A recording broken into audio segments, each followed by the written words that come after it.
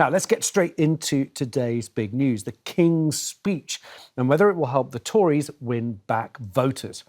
Now, the King's speech, which happened just over half an hour ago, is part of a ceremony known as the State Opening of Parliament.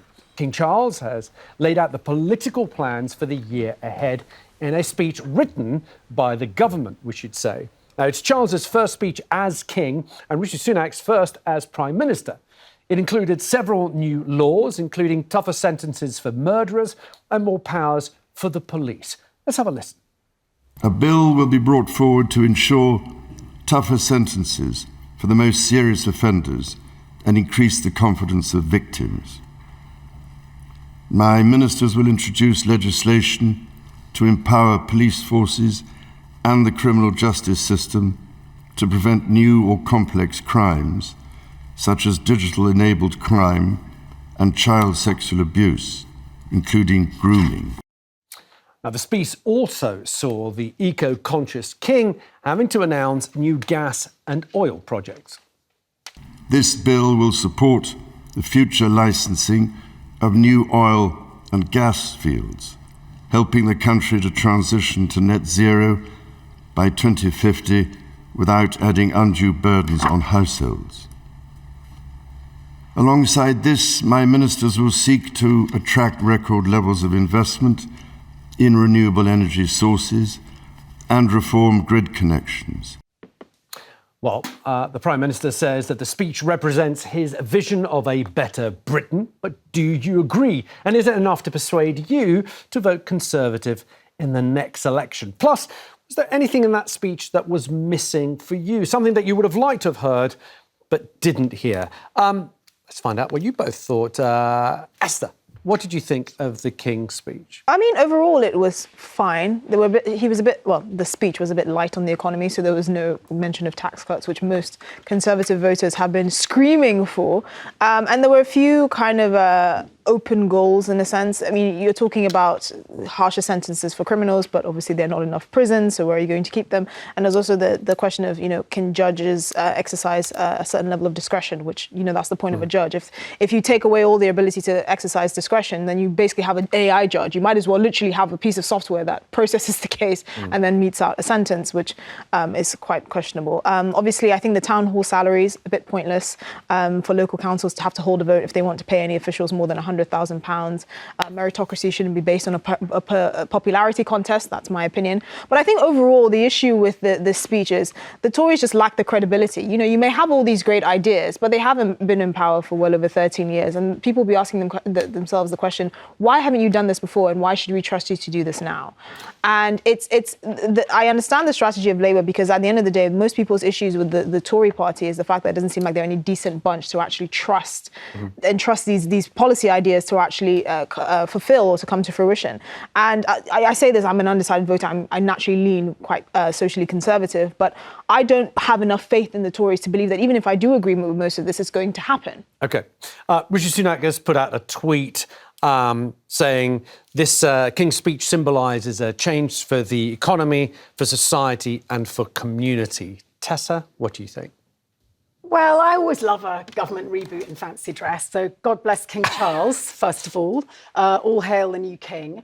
But I did feel sorry for him. He must have choked on his wholemeal cereal this morning before having to announce yes. Well, he knew it was coming. I know, but that doesn't mean that it wasn't difficult to say. So just 1 moment of respect for the king. I mean, and Tessa, can I just dip into your expertise in this area? Because I was watching him deliver this. He's kind of there to read it, not to sell it, is he? I mean, it's a difficult... Because it's been written for him. There was a dramatic pause. Did you notice after the new drilling? There was this kind of I don't remember the late Queen sort of really selling it either. Is it a difficult... Do we ever get a monarch in history who stands up and goes, these are the wonderful things that my government are going to do for my subjects? I felt, you're right. He did declaim more in the French was it the French Senate where he really gave it loudly? Yeah. Yes. Whereas here it is more mute. I suppose he's wearing his impartiality hat. Right, okay. And a lot of this, I mean, I always think, we're not allowed to know, although we know a great deal more about Charles's politics than we ever did about his mother's. But I mean, he probably loathed me for saying this, but he's a sort of, I think, probably somewhere near where Tony Blair was politically. So I think that's my guess, by the way. You know, the thing is, but so I think a lot of this wouldn't have matched with his... The thing is, I don't think the king is completely tone deaf. And so in the sense that we all understand that green issues are close to his heart, but his son is also, you know, championing to end homelessness in this country. He knows that people are struggling. Yes, is green lighting, new oil drilling licenses his ideal? No, but I think he understands the mood in the room, and that's ultimately what the monarch is supposed to get. It's not always supposed to be about what he wants or what he thinks is going to get us to where we need to be. It's about actually doing things for the greater good. And I think he, just as much as he struggled with this, he would also struggle to tell a pig farmer in Staffordshire who's struggling, actually, your bills are going to go up because of net zero. He would, but what's interesting is just really quickly on the nitty gritty. And again, as head of the Prince's Trust, he'll have known this, Charles. If they were really serious about being tough on crime and giving the police new powers and overhauling the criminal justice system, can I point out the elephant in the prison cell is the Royal Commission into Criminal Justice, which was promised in 2019, which has never been enacted. We can't possibly lock more people up. There ain't nowhere to put them. No. We've got a 75,000 defendant waiting list. And we've got a couple of hundred places in prison left. Look, I was going to do a little survey here. King's Speech, can Tories win back voters? So I'm going to have to ask for your votes. Where are you going to go, Esther? I'm going to go no, because it's more of the person delivering it than, you know, the actual sort of substance of it at this point. So they've not won you back? I'm going to put you in as a no here. No. Tessa, where are you going to be? Well, do you think for Conservative voters, do you think they would have done the job? Oh, God, build the tension. No, but I'm really trying to think. Notice I don't want to just be one of those misinformers. By the way, notice they didn't say anything about the boats, which has been like the big, one of the big... Because we know that might get literally shot out of the water by the... They did talk about the migration bill, but yes, go on, quickly. I'm going to say no. No. Well, OK. I'm afraid they're on very thin ice. Let's see. At the end of this, we're going to tally all these up and see. It's our own little poll. But look, joining us now for this debate is Solicitor Nick Freeman, who's on the line. Nick, thanks for giving us your time. Good afternoon, Alexis. Nick, you've watched the King's Speech. I'm going to ask you the same that I've just asked Tessa and Esther. Do you think that this can win back Tory voters? Put me down on the other side. Yes, please. Yes. OK. So we've got a yes Absolutely. vote. We've got one here. Go on. What was it, do you think, Nick, that is going to win them back? Well, it was a very comprehensive speech, as one would expect. I'm not saying he will win, but is it possible? Absolutely. The first thing is, does Sunak have credibility? Compared with some of the previous leaders of the Tory party, I think he does. The electorate's got to decide, is this just rhetoric or are things going to improve? We're in a cost of living crisis at the moment. He said very clearly in that speech that inflation is going to come down. So he will be judged in a very limited time framework on his actions. And I think if the electorate starts to see improvement very quickly, and they've got a compressed period of time, I think we're probably going to have an election within the next 12 months. If they start to think that things are improving, then there is a possibility that he will get back. The Tories will be re-elected, particularly when one has regard to the Labour government, the shadow government, because we don't really know what they stand for. There's a lot of cloak and veil stuff going on. What does Starmer really stand for? What are his policies? He keeps them very close to his chest. At least with the Tories, these are clearly mapped out. And I think if the voters trust him, and he does have that potential for trust, it's a Herculean task, I grant you that, but he's covered all sorts of things. I mean, there are things that will immediately resonate with the electorate. For example, banning on smoking for youngsters under the age of 14. It's a no-brainer. That's going to make people think, well, this is a guy who's doing something. He's going to make it happen. The country will benefit. I think he will improve the economy. He's a man who's had his own business. Yes, he is a wealthy man, but he does understand finance. Yes, he is a wealthy man. Yay. Is it too little, too late? 48 Conservative MPs have already said they're standing down at the next election. Where are his foot soldiers? Well, we have to wait and see. ultimately that there's going to be a general election, and it's all up for grabs. All right. So I don't know. Let me pause you all there it boils because down to trust. Okay, let me pause you there because people want to have their say as well. They want to get on this chart here. Andrew in Aberdeenshire. Andrew, welcome to the show. Where would you go? Do you think the King's speech has brought Conservative votes back to the Tories? No. After the recent go on this column. After recent things that have been said at the COVID inquiry and all the whole Partygate thing, these people should never, ever be allowed to run a country again. Yep, we can agree with that. They've wrecked the NHS. My wife died in March. I'm sorry to hear that, Andrew. I called an ambulance out 3 times. I was told a doctor would come to the house. Nobody came to the house.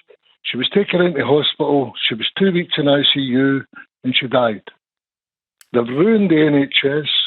They've ruined the country and they're trying everything now to win votes back. And Rishi Sunak, that man was saying he's got the potential for trust.